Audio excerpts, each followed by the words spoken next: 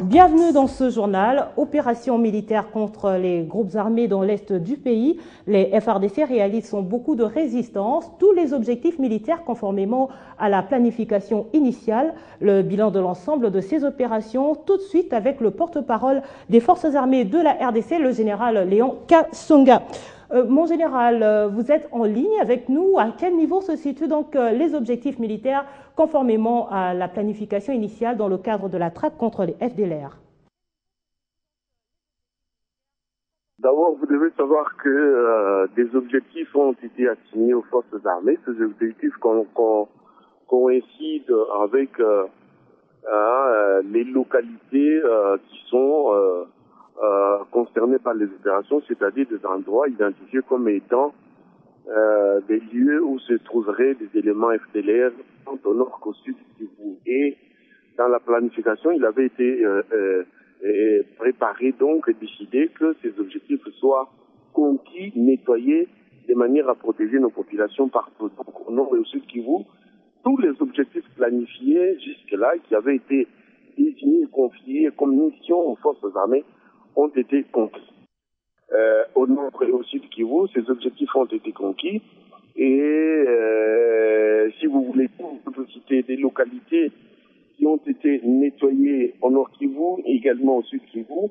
Par exemple, au nord Kivu, après les premières opérations menées aux alentours du 24-25, nous avons nettoyé tout ce qui était prêt dans tout ce qui avait été prévu dans les territoires de proches de la ville de Goma, donc Nirangongo, Masisi-Rutshuru et Walikale.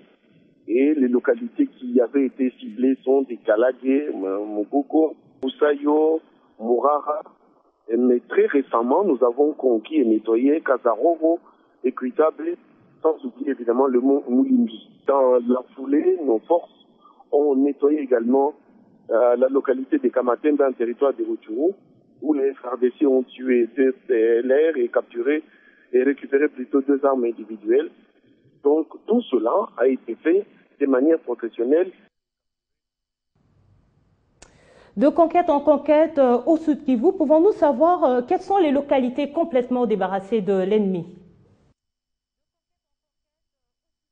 Au sud Kivu, vous vous souvenez que depuis le 24 à ce jour, nous avions des objectifs bien précis. Nous avons conquis Shengeboué, Rale, Kigoko, Ngungi, Ngingu, Nguzi, Kanyatende, Kongabi et Kashindaba.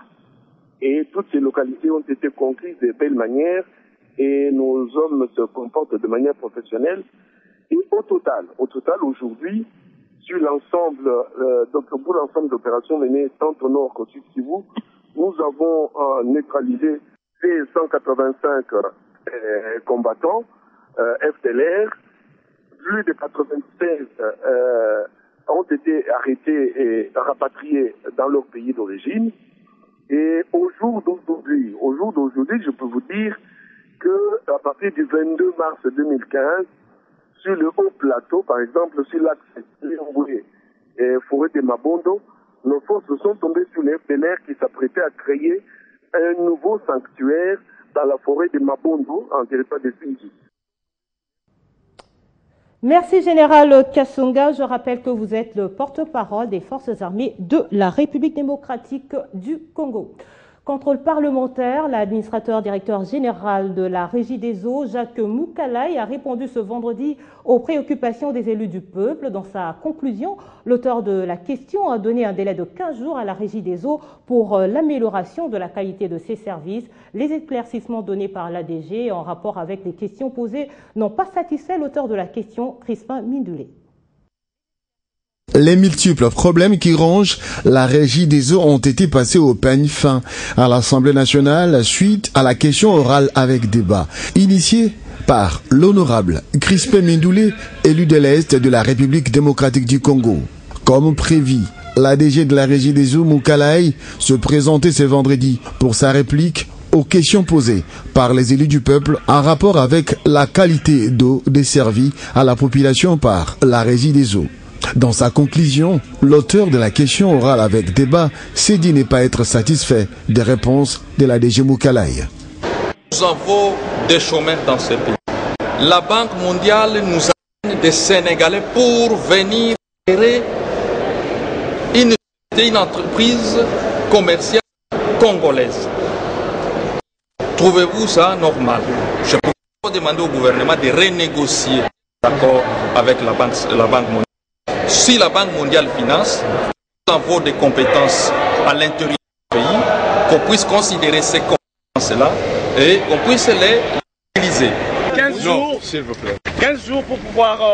De son côté, l'administrateur du directeur général de la Régie des eaux n'a pas voulu répondre aux questions de la presse, comme l'attestent ces images.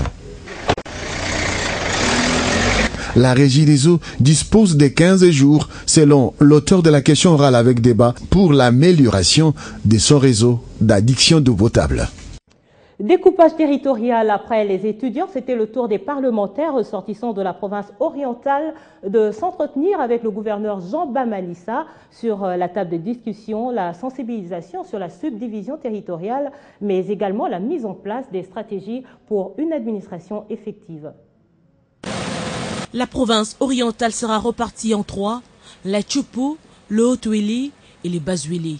Mais la compréhension de cette subdivision pose encore problème auprès de la population, ce qui implique donc un travail de sensibilisation.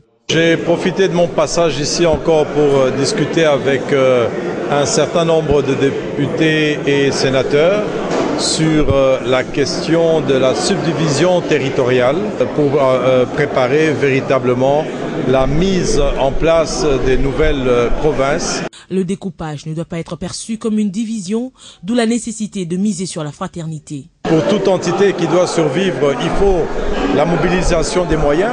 Nous devons penser à la péréquation. Donc les députés et sénateurs ont encore du travail à faire quant à la mise en œuvre de la loi de la programmation qui demande un mode d'emploi. Et ce mode d'emploi ne sera pas fixe. La question épineuse de l'exploitation illicite de minerais en Ituri a été également abordée. Je sais que le gouvernement provincial que je dirige a véritablement fait un travail dans ce sens en mettant en place un comité provincial de lutte contre la fraude minière et contre les autres ressources naturelles. Et nous avons préconisé, en tout cas, un cahier de charges qui doit être appliqué par tous ceux qui veulent exploiter les minerais. Si le découpage territorial pose encore problème dans certaines provinces, Bamanissa est en train de baliser le chemin pour une issue plus réaliste, basée sur la cohésion nationale. À présent, les femmes du Fonds pour la promotion de l'industrie se sont réunies autour des corps médicaux de Kinshasa dans une journée d'échange, de réflexion et d'information pour la lutte contre le cancer de sein et du col de l'utérus. Occasion pour ces femmes de traiter de leurs problèmes en vue d'obtenir un gain de cause auprès de leur hiérarchie. Elles sont toutes agents du Fonds pour la promotion de l'industrie, déterminées à lutter contre le cancer du sein et du col de l'utérus. Vous ne devez pas vous sous-estimer, vous ne devez pas vous mépriser. Vous représentez une valeur pour l'humanité. Une journée d'échange d'expériences qui vise à sensibiliser la femme du FPI sur ce fléau. Les professionnels de santé ont été aussi associés pour prodiguer des stratégies pour aider ces femmes à se mettre à l'abri de cette maladie. Il y a les maraîchères, les mamans maraîchères qui font la culture des légumes. Les produits qu'ils utilisent comme pesticides. Fifi Mobé, coordonnatrice du comité genre du FPI, donne ici le bien fondé de cette rencontre. Cette tribune permettra aussi à plus d'une femme du FPI de savoir s'exprimer. Parce que c'est vrai, il y a de problèmes où les femmes ont souvent difficile à parler parce qu'elles sont peut-être devant des hommes qui ne leur laissent pas l'occasion de parler. Nous avons voulu en ce jour rassembler toutes ces préoccupations et de faire un cahier de charges et savoir comment suivre et au fur de temps faire une évaluation sur l'implication de la femme du FPI dans la vie de notre établissement. Ainsi, les femmes du FPI se rangent en ordre de bataille contre le cancer du sein et du col de l'utérus.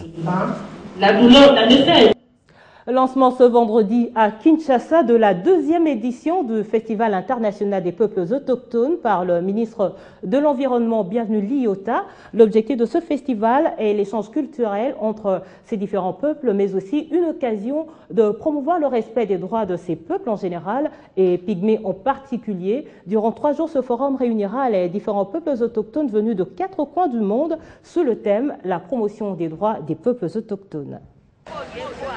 Ce festival est placé sous le signe de la diversité culturelle et des échanges d'expériences entre différents peuples autochtones venus d'Afrique centrale et de l'Est, de l'Europe scandinave, de l'Amazonie et de l'Asie. Il s'agira aussi de promouvoir le respect des droits des peuples autochtones en général et pygmées, a déclaré en ouverture le ministre de l'Environnement Bienvenu Liota. Nous avons une grande partie de notre population qui est constituée de cette catégorie qu'on appelle des pygmées.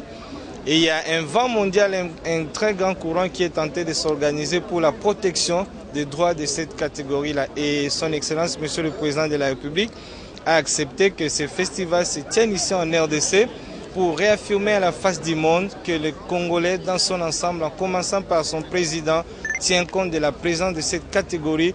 Ils doivent bénéficier de mêmes droits que tout le monde. Ce festival arrive également à point nommé. L'Assemblée nationale devrait, au cours de la session de mars, examiner la proposition de loi sur les principes fondamentaux relatifs aux droits des peuples autochtones pygmées en RDC. On est content de la tenue de ce festival à Kinshasa. Le gouvernement doit s'occuper de nous car nous vivons dans la forêt dans des conditions inhumaines. Si l'on peut nous trouver un endroit décent où vivre, ça nous arrangerait. Notre souhait est qu'on puisse travailler et vivre dans de bonnes conditions. Et pour bien démarrer le festival, quoi de plus normal qu'un peu de danse? Infrastructure au Sud Kivu, les travaux de modernisation de la voirie urbaine de la cité d'Ouvira vont bon train. Le tronçon routier qui longe l'avenue Congo est en train de revêtir sa nouvelle robe avec la pose de la nouvelle couche de roulement. Le vice-gouverneur Gabriel Kalonda-Mboulou s'y est rendu sur terrain pour se rassurer de l'avancement des travaux. Après la phase d'imprégnation de la couche de base, la route qui longe l'avenue Congo dans la cité d'Ouvira continue de recevoir sa cure de rajeunissement. L'Office de voirie et drainage en est maintenant à la pose de la couche de roulement et au même moment les bordures en béton qui désormais s'échelonnent de part et d'autre la route. C'est donc dans le but de faire une évaluation plus ou moins globale des travaux que le vice-gouverneur Gabriel Kalonda-Mboulou s'est rendu à Ouvira, 125 km au sud de la ville de Bukavu.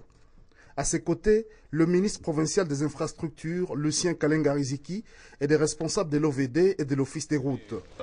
Ouvira, ça fait longtemps qu'on a assisté au boutonnage de route et que, bon, ce n'est qu'un pas qui est fait. Nous allons poursuivre. Le monument d'Ouvira est vraiment revêtu une belle tenue et les travaux sont en cours. Je pense que nous devons continuer. Financés entièrement par le gouvernement provincial, ces travaux, une fois terminés, vont permettre de désengorger la principale artère de la cité d'Ouvira, avec désormais un accès facile aux bâtiments administratifs du territoire. Le vice-gouverneur a transmis à l'Office de voirie et drainage les orientations reçues du gouverneur dans lesquelles Marcelin Tichambo a enjoint les responsables de l'entreprise chargée d'exécuter les travaux de faire diligence afin que les autres tronçons routiers soient vite modernisés. Ainsi, chaque jour qui passe, la voirie urbaine de la cité d'Ouvira change de visage. Prise de contact avec les entreprises locales. Quelques mois après son entrée en fonction, Bienvenu Liota a effectué une descente aux installations de la Bralima. Objectif, prendre connaissance avec les autorités de cette usine et palper du doigt le déroulement des travaux dans cette entreprise par rapport aux normes requises en RDC sur le fonctionnement des entreprises. Ils sont tous sortis de leur bureau sous un climat visiblement d'entente. Quelque temps après, arrive Bienvenu Liota, ministre de l'Environnement et Développement durable. Il est accueilli par le directeur des corporatives Relations, Laurent Boukassa. La visite exige cette tenue, en soi une précaution de sécurité. Direction ligne 5, appelée autrement salle d'embouteillage. La toute dernière usine installée à la brasserie de Kinshasa.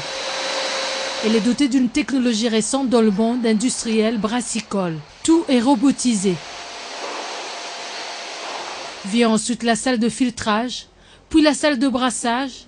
Ici, les machines ne connaissent pas de répit.